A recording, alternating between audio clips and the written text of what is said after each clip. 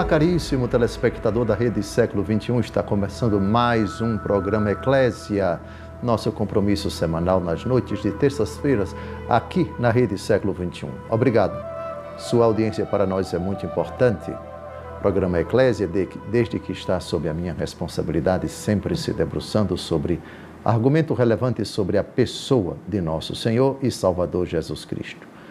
Todos os programas tratamos de algo de Cristo. E hoje não será diferente. O tema do programa de hoje, o exército de Cristo. Sim, é isso mesmo que você está ouvindo, mas cuidado, porque essa expressão na Bíblia não tem o significado que comumente nós atribuímos na nossa convivência. Exército é uma grande quantidade de soldados, só que os soldados de nosso Senhor Jesus Cristo são de outra natureza. Exército.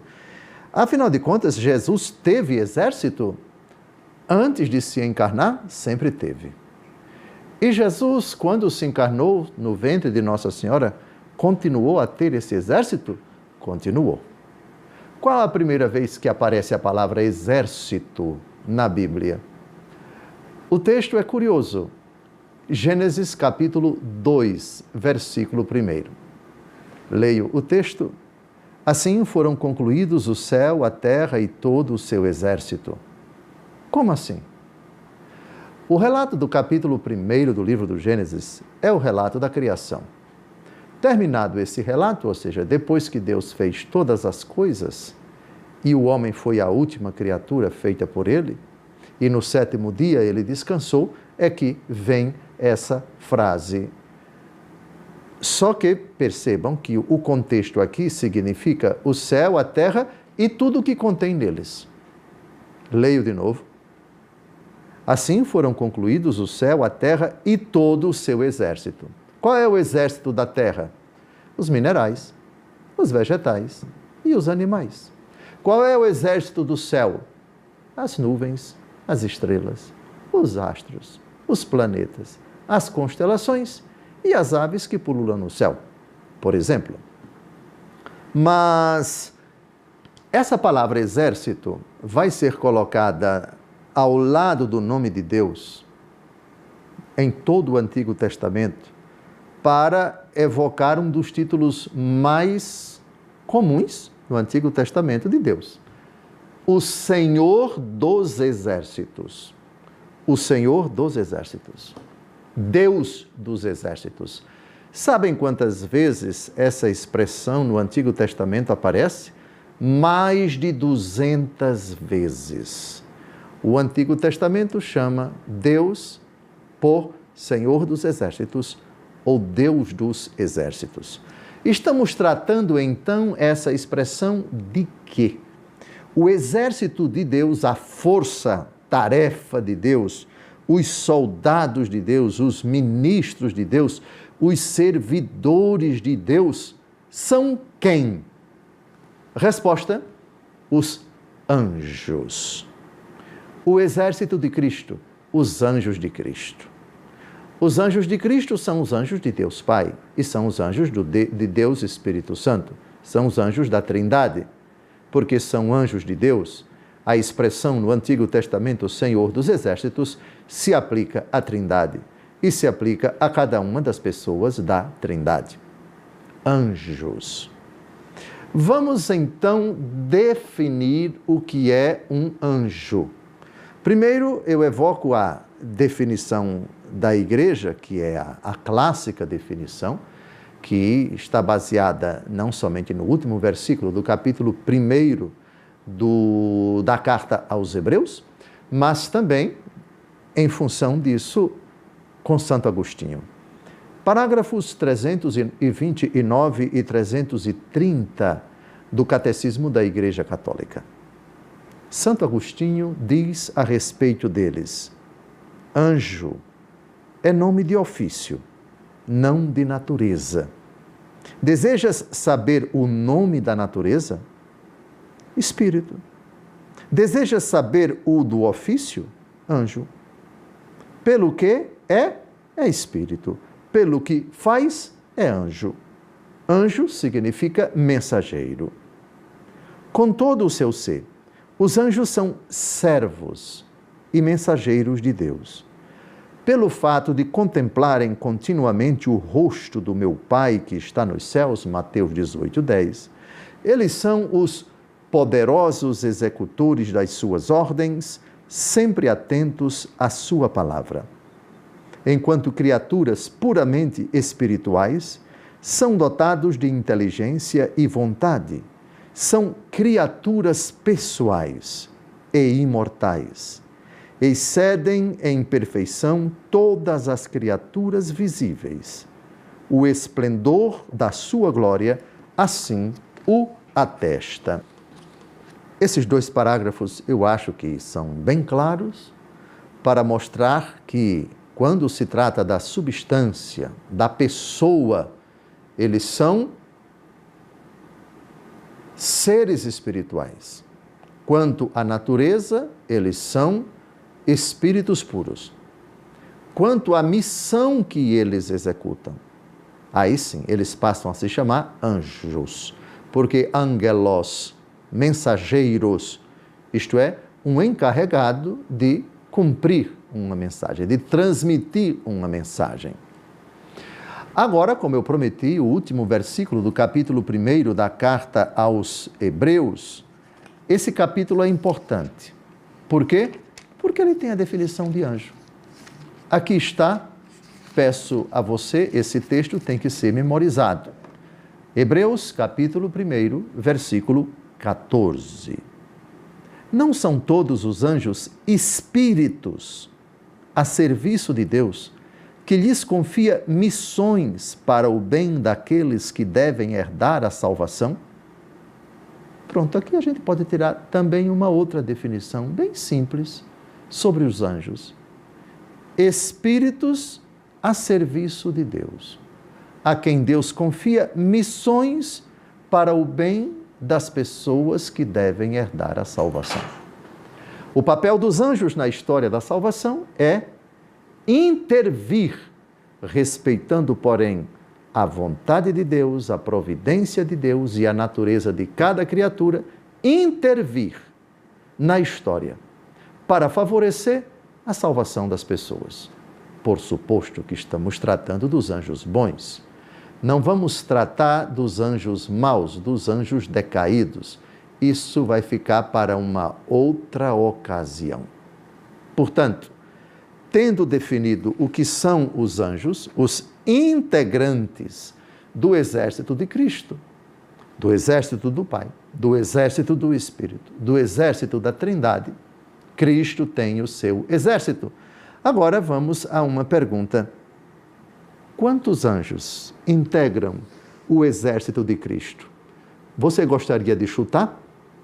Chute aí. Milhares ou milhões? Milhões ou bilhões? Bilhões ou trilhões? Trilhões ou quatrilhões? A Bíblia não diz com clareza, mas ela usa expressões bem genéricas e acho que é importante a gente buscar em 5 textos da Escritura uma tentativa de resposta. Qual o primeiro texto da Bíblia que fala da quantidade desses integrantes do exército de Cristo? O livro do profeta Daniel, capítulo 7, versículos de 9 a 10. Continuei a olhar, até o momento em que foram colocados os tronos e um ancião chegou e se sentou. Brancas como a neve eram suas vestes, e tal como a pura lã era sua cabeleira. Seu trono era feito de chamas, com rodas de fogo ardente. Saído de diante dele corria um rio de fogo. Agora chegou o que interessa. Milhares e milhares o serviam, dezenas de milhares o assistiam. O tribunal deu audiência e os livros foram abertos. Milhares e milhares, dezenas de milhares. Então, Dom José, será que é menos de 1 milhão? Porque só fala de milhares e milhares é menos do que 1 milhão? Bem, o texto falou milhares de milhares. Quantos milhares de milhares a Bíblia não disse? Portanto, o texto é exemplificativo, não é exaustivo. É uma expressão indeterminada, isto é, milhares de milhares de milhares. E se você quiser continuar a pronunciar essa frase o resto do dia todo, você vai chegar a bilhões e bilhões e bilhões. Finalmente, nesse bloco, Lucas capítulo 2, versículos de 13 a 14. No dia do nascimento de Nosso Senhor, parte do exército de Cristo apareceu no céu para os pastores, viu? Vamos ao texto? E subitamente ao anjo se juntou uma multidão do exército celeste que louvava a Deus e dizia: glória a Deus no mais alto dos céus e na terra paz aos homens, objetos da benevolência divina. O texto também é genérico. Multidão. Multidão é um coletivo bem indeterminado. Existe multidão de 200 mil pessoas e existe uma multidão de milhões e milhões, de bilhões e bilhões. Mas isso é assunto para o próximo bloco. Quantos anjos integram o exército de Cristo? Não saia daí, daqui a pouco a gente volta para investigar esse exército maravilhoso de Nosso Senhor.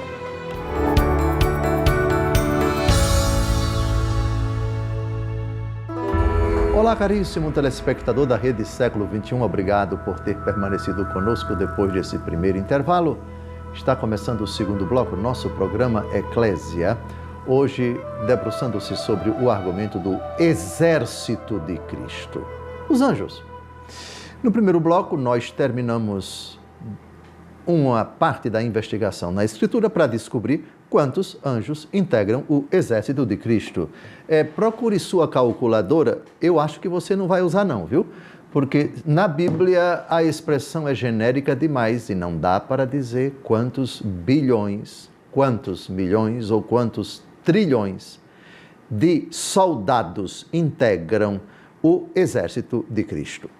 Vamos continuar avançando agora, porque depois de termos aludido a Daniel capítulo 7 e Lucas capítulo 2, o episódio dos pastores, aos quais uma multidão de anjos apareceu no dia do nascimento de Nosso Senhor, agora vamos a Hebreus capítulo 12, de 22 a 23.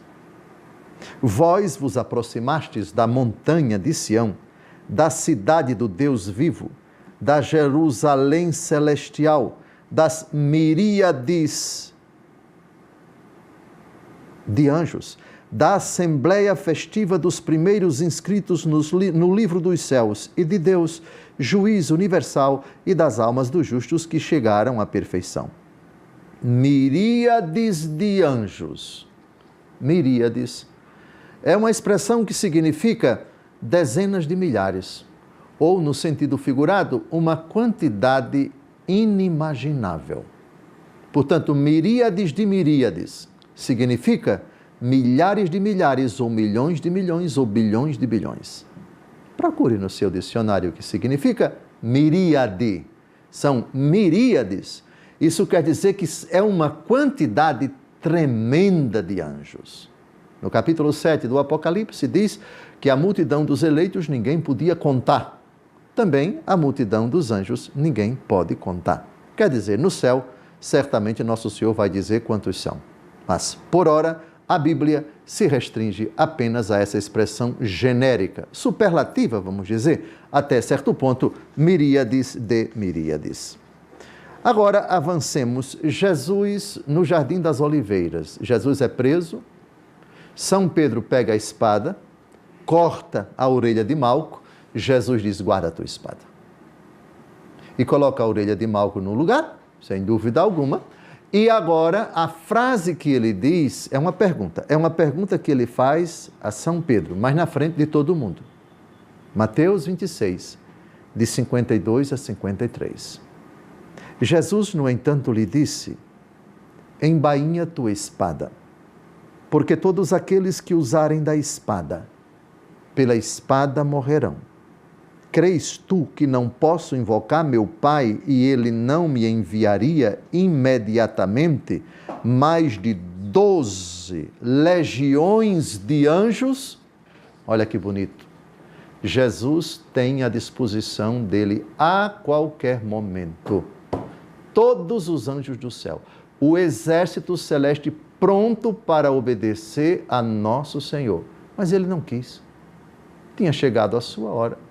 Ele abriu mão disso. Como que diz, eu tenho quem me defenda, Pedro. Eu não preciso de você e da sua espada. Guarde sua espada. Porque se eu quisesse agora, todos esses anjos apareceriam. Legião é um coletivo de soldados do Império Romano. Alguns sustentam que uma legião oscilava entre 8.000 soldados e até 9.000, alguns até chegavam a 10.000 soldados, porque as legiões eram divididas em companhias, e as companhias têm mais ou menos o que hoje nós chamamos de uma quantidade de entre 80 e 120 ou 130 soldados. É uma divisão do exército, das forças armadas, digamos assim. Bem, então aqui Jesus fala de 12 legiões. Supondo que cada legião tenha 10.000 anjos, só que a palavra legião, quando se trata de anjos, o número a Escritura não diz. Então, é por aproximação que a gente estima que uma legião de anjos chega mais ou menos a 10.000, mas só no céu a gente vai saber quantos anjos integram uma legião. Bem, agora vamos a uma pergunta. No Exército, na Marinha, na Aeronáutica, nas polícias militares, nos corpos de bombeiros, os soldados, os integrantes desse exército, eles estão divididos em hierarquias. Você tem a praça, você tem o cabo, você tem o soldado, você tem o terceiro sargento, segundo sargento, primeiro sargento. Depois você tem o suboficial, você tem o segundo tenente, primeiro tenente, capitão, major, tenente-coronel, coronel. Depois você avança no Exército, é general de brigada, de divisão, de exército, em tempo de guerra, marechal. Na Marinha você tem uma nomenclatura um pouco diferente, porque fala de mar e guerra, você fala de almirante, na Aeronáutica você fala de brigadeiros, os oficiais generais, sem dúvida alguma. Mas, e entre os anjos? Existe uma hierarquia como nas Forças Armadas? Bem, é o contrário. A pergunta não é colocada assim, não. As Forças Armadas têm hierarquia inspiradas na Bíblia. Então quer dizer que no Exército de Cristo tem hierarquia? Tem o soldado raso, depois tem o anjo mais importante, o outro com mais responsabilidade e assim por diante? Sim, Senhor. Sim, Senhor. Ô, Dom José, então queira nos dizer quantas são as categorias de anjos na Bíblia? Bem, nós vamos vê-las agora. Alguns chegam a dizer, talvez por uma interpretação um pouco diferente de Efésios, capítulo 1, versículo 21, e Colossenses, capítulo 1, versículo 16, que são dois textos que tratam de algumas graus hierárquicos dos anjos. Alguns interpretam que são 8 categorias de anjos, 8 graus hierárquicos. Outros acham que são 9. Eu vou me inclinar por aqueles que acham que são 8. Bem, mas vocês vão saber por quê, olhando para a tela do seu celular, do seu computador, do seu televisor. E para nós descobrirmos isso, nós temos que investigar várias passagens da Bíblia. Não existe um único versículo ou um único texto onde essas hierarquias aparecem. Algumas aparecem só no Antigo Testamento, outras aparecem só no Novo Testamento. Aí estão com os textos da Escritura para vocês investigarem com atenção, terminado o programa, ou assistindo 10, 15, 500 vezes, certamente protegido pelo Exército de Cristo, pelo soldado do exército que está aí do seu lado, que é o anjo da guarda. Primeira categoria, os serafins. Aí estão os textos, procurem. Segunda categoria, a mais citada na Bíblia, curioso, os querubins. Terceira categoria, os tronos. Quarta categoria, as dominações, também chamadas de soberanias. Quinta categoria, os principados. Sexta categoria, as potestades, também chamadas de autoridades. Aí estão os textos. E a diferença de nomenclatura de uma Bíblia para outra é o que justifica o fato de alguns defenderem que os anjos estão divididos em 8 categorias e outros dizem em 9 categorias. Sétima categoria, os arcanjos.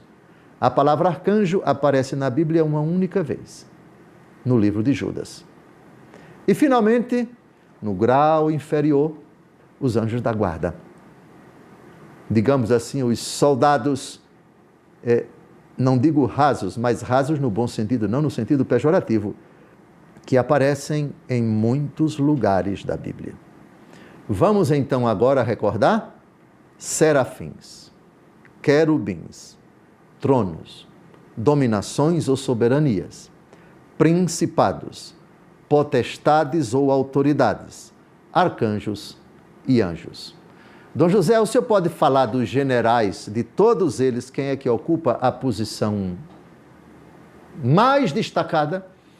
Sem dúvida alguma, por causa do livro do Apocalipse, ele que aparece pela primeira vez no livro de Daniel e vai aparecer no Apocalipse de São João, capítulo 12, o príncipe das milícias celestes. A maior autoridade no exército de Cristo é São Miguel Arcanjo. Todos os outros estão, portanto, subordinados a ele. É verdade que no dia 29 de setembro, nós temos uma festa de 3 arcanjos. Só que a missão de cada um deles é bem específica. A missão de São Miguel é mais bélica, entre aspas. Miguel, quem como Deus, porque é o guerreiro. Rafael, que aparece no livro de Tobias, a missão dele tem mais relação com a cura. Rafael, Deus cura. Gabriel é força de Deus. O papel de Gabriel é o mensageiro. Ele apareceu a Zacarias no templo e apareceu a bem-aventurada Virgem Maria. Portanto, dentre todos os membros do exército de Cristo, um se destaca e ele é citado explicitamente na luta contra o poder das trevas, contra o exército de Satã, São Miguel. Está terminando o segundo bloco, o exército de Cristo. Próximo bloco, veremos a autoridade de Jesus sobre os anjos.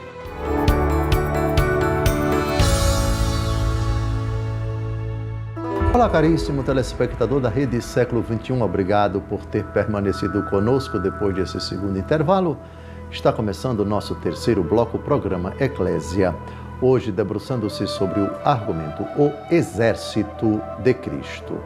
Eu quero agradecer a todos os sócios da Associação do Senhor Jesus que são fiéis em suas orações e doações.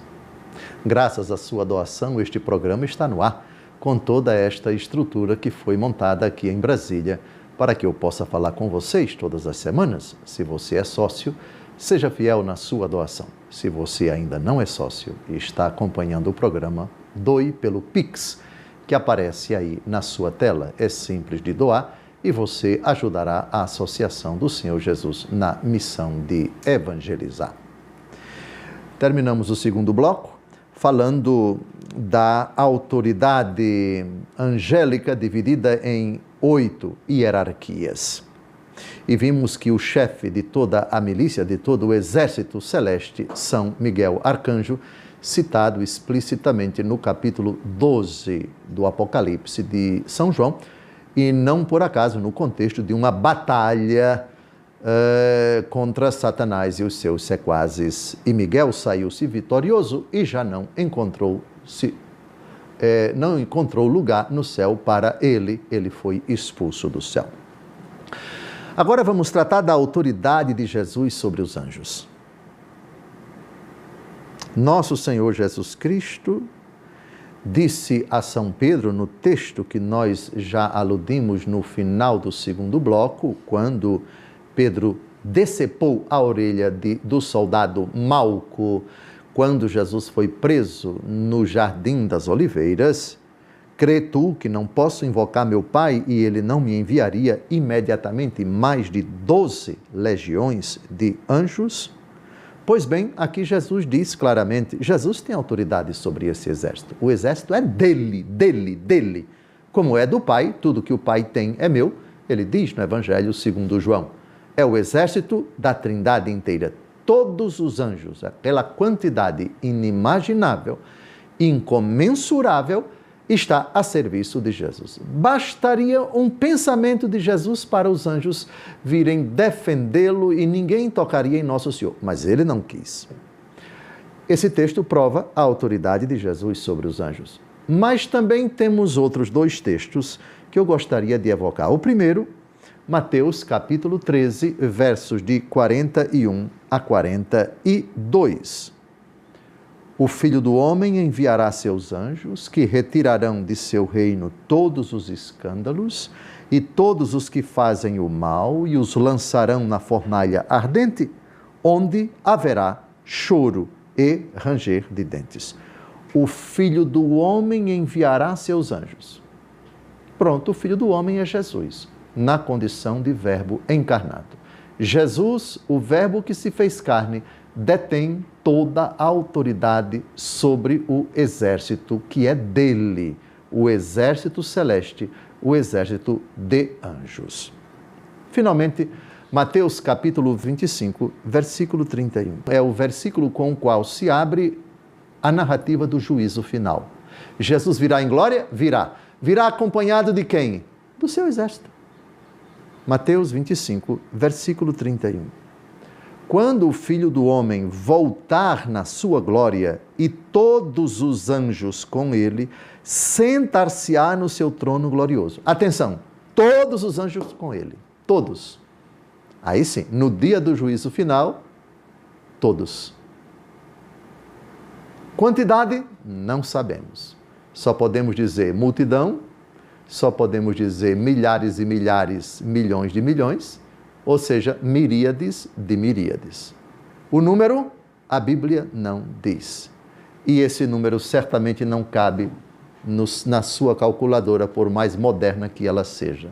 Pode colocar 500 milhões de zeros para descrever o número que você não vai esgotar, porque não nos é dado saber. Mas no dia do juízo final, sim, porque todos os anjos do exército celeste virão com nosso Senhor. Agora vamos a duas passagens da vida pública de Jesus em que os anjos vieram servi-lo. E são momentos de sofrimento, de muito sofrimento na vida de Jesus. Um no começo e um no final. No começo, depois que Jesus foi tentado pelo demônio, no deserto, onde passou 40 dias sem comer e sem beber. Quem foi que veio confortá-lo? Mateus capítulo 4, versículo 11. Em seguida, o demônio o deixou e os anjos aproximaram-se dele para servi-lo. Olha que bonito. Jesus está cansado, está arrasado física e psicologicamente, foi fustigado por Satanás, venceu Satanás. Agora os integrantes do exército vêm confortar nosso Senhor. Quantos? Não sabemos. Os anjos aproximaram-se dele para servi-lo. Trouxeram comida para nosso Senhor? Trouxeram bebida para nosso Senhor? Minha opinião, eu acho que sim. 40 dias sem comer e sem beber, mas o que é isso? Não é somente conforto espiritual, não. Jesus está exausto, física e psicologicamente. Vieram confortá-lo, vieram servi-lo. Agora Jesus no Jardim das Oliveiras, Lucas 22, 43. Pai, se é de teu agrado, afasta de mim este cálice. Não se faça, todavia, a minha vontade, mas sim a tua. Apareceu-lhe então um anjo do céu para confortá-lo. Um anjo só. para confortar nosso Senhor, que está no auge da sua angústia, que está no extremo da sua aflição. Um anjo. Qual foi? Foi querubim, foi serafim, foi arcanjo, foi anjo, foi trono, foi dominação, foi principado, foi potestade? Não sabemos. Mas não deve ter sido, com o devido respeito aos anjos da hierarquia inferior, não deve ter sido um anjo da hierarquia inferior, mas um anjo destacado. Mas isso é uma opinião minha, por favor.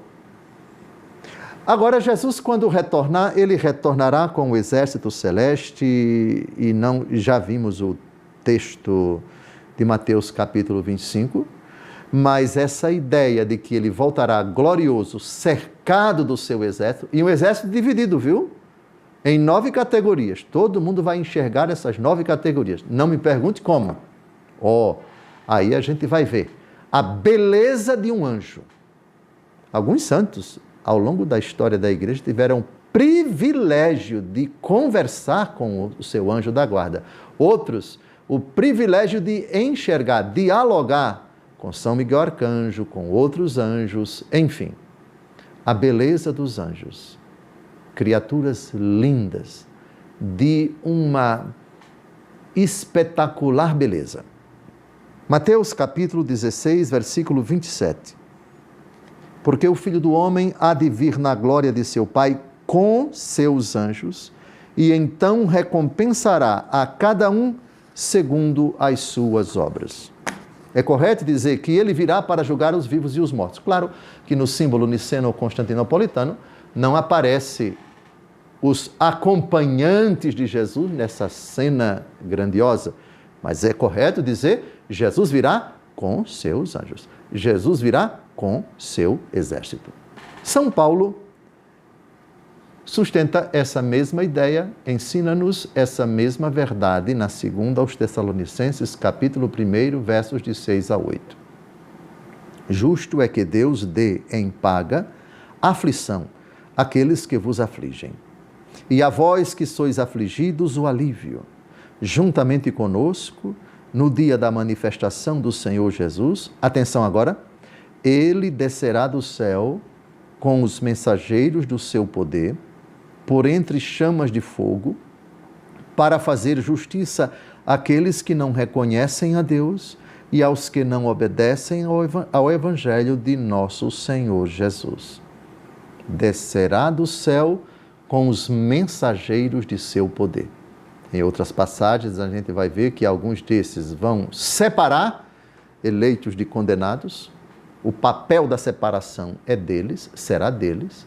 Os anjos, digamos assim, os tocadores de trombetas. A trombeta soará. Quem vai soar a trombeta? Pam, pam, pam, pam, pam, pam. Os anjos. E os executores das ordens divinas. Os anjos. O exército ali presente. Apocalipse 19, de 11 a 14. Vi ainda o céu aberto. Eis que aparece um cavalo branco, seu cavaleiro chama-se Fiel e Verdadeiro, e é com justiça que ele julga e guerreia. Tem olhos flamejantes. Há em sua cabeça muitos diademas e traz escrito um nome que ninguém conhece, senão ele. Está vestido com um manto tinto de sangue, e o seu nome é Verbo de Deus. Atentos agora. Seguiam-no em cavalos brancos os exércitos celestes, vestidos de linho fino e de uma brancura imaculada. Que bonito! Os anjos virão montados em cavalos brancos. Lembra dos 4 cavaleiros do Apocalipse? O primeiro cavaleiro é o cavalo branco. É Jesus. E ele vem acompanhado do seu exército, com cavalos brancos. Que cena grandiosa. Assustadora para uns, viu? Já terminando o nosso terceiro bloco, no último, o Caio vai me apresentar, emparedando, como sempre ele faz, sem nenhuma piedade, as perguntas para que eu tente respondê-las.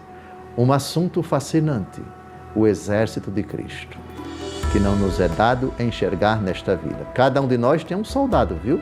Do exército de Cristo do seu lado, o anjo da guarda, cuja memória comemoramos no dia 2 de outubro.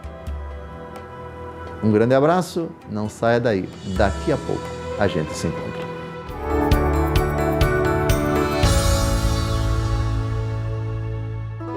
Olá, caríssimo telespectador da Rede Século XXI, obrigado por ter permanecido conosco depois desse terceiro intervalo. Está começando o nosso último bloco, o bloco das perguntas do nosso programa Eclésia, hoje dedicando-se ao argumento O Exército de Cristo. Antes de iniciar as questões desse bloco, eu quero compartilhar com você que eu também estou no Instagram e quero convidar você para me seguir. Siga @Dom José Falcão Oficial e você verá lá partilhas sobre a Palavra de Deus e também trechos dos nossos programas aqui na Rede Século XXI. Eu espero você lá. O Caio, como sempre, impiedoso, apresenta-me, sem que eu saiba, as perguntas assim a queima-roupa. Não são perguntas preparadas, são perguntas disparadas. Como o bloco só tem 10 minutos e 40, já vamos imediatamente às perguntas que, infelizmente, todas que são formuladas não podem ser colocadas no ar, somente por questão de tempo. Tenham paciência. Primeira pergunta escolhida pelo Caio. O que significa, então, de forma prática para os seres humanos fazer parte do exército de Cristo sob esta perspectiva espiritual? Bem, exército de Cristo no sentido estrito, o que significa participar? Significa ser anjo.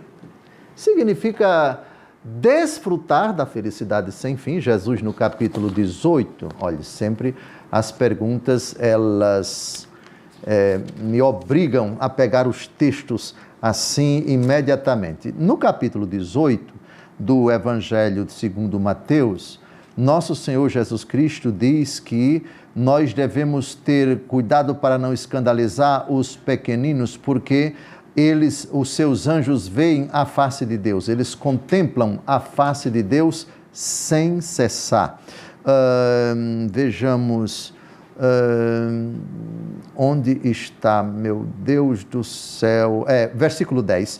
Guardai-vos de menosprezar um só destes pequenos, porque eu vos digo que seus anjos no céu contemplam sem cessar a face de meu Pai que está nos céus. Então, o que significa participar desse exército?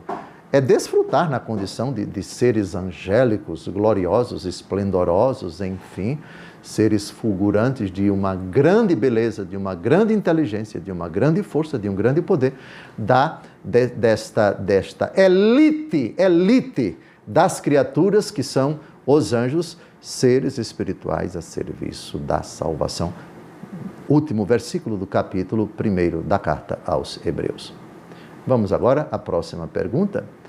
Segundo sua fala, Dom José, os arcanjos seriam uma classe de 7ª colocação, porque um arcanjo, São Miguel, está acima dos outros.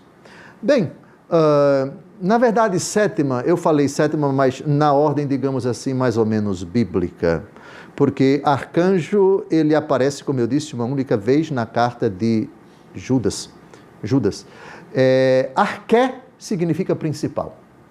Daí vem arquidiocese, daí vem arcebispo, daí vem arqui-inimigo e assim por diante. Arqué é princípio, é o maior.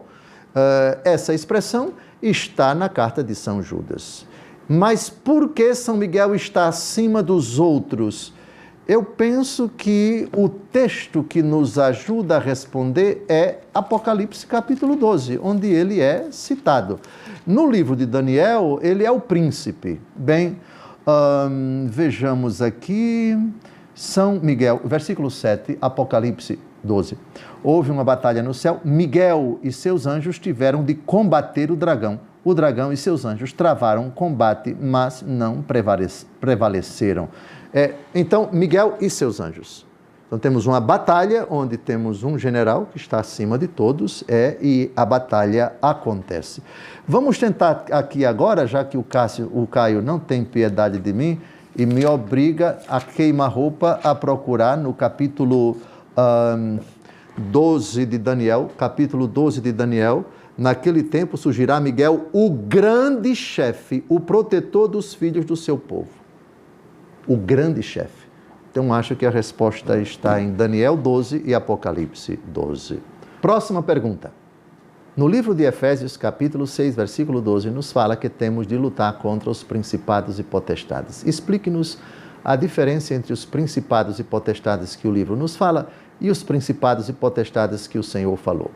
A hierarquia, enquanto tal, significa uma divisão de autoridades.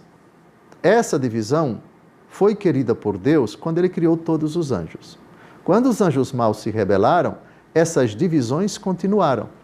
Isso significa que existem arcanjos bons e o arcanjo mau, que é o próprio Satã, o príncipe das trevas. Jesus chama de príncipe deste mundo. Ou seja, é o chefe, é o líder. Os outros estão divididos nessas mesmas hierarquias. Portanto, existem serafins decaídos, existem querubins decaídos, existem tronos decaídos, dominações decaídas, principados decaídos, potestades decaídos. Principados e potestades.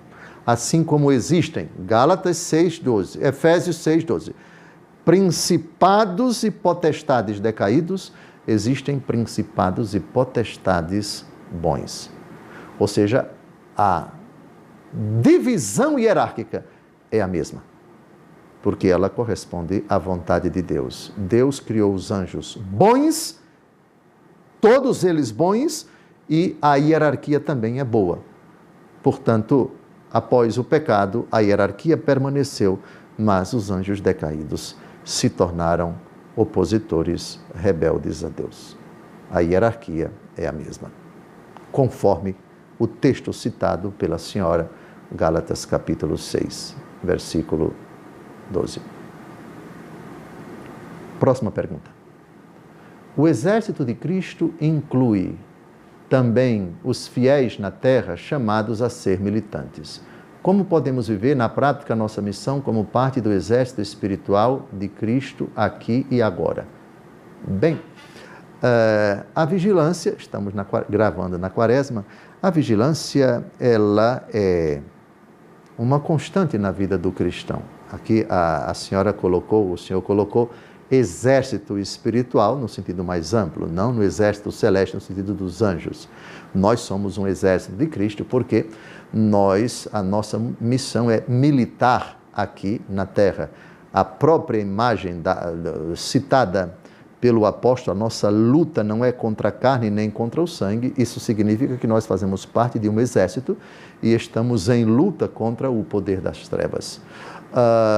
A vigilância, alguns textos onde o príncipe deste mundo aparece, são textos clássicos também que apontam alguns elementos, alguns sinais, algumas modalidades de nossa vivência na luta contra o poder das trevas. 1 Pedro, capítulo 5, versículo 8, eis que o vosso adversário o demônio vos rodeia como leão que ruge, buscando a quem devorar. Resisti-lhe firmes na fé. Fundamentalmente, a nossa luta contra Satanás, ele não exerce poder nenhum naquele coração puro.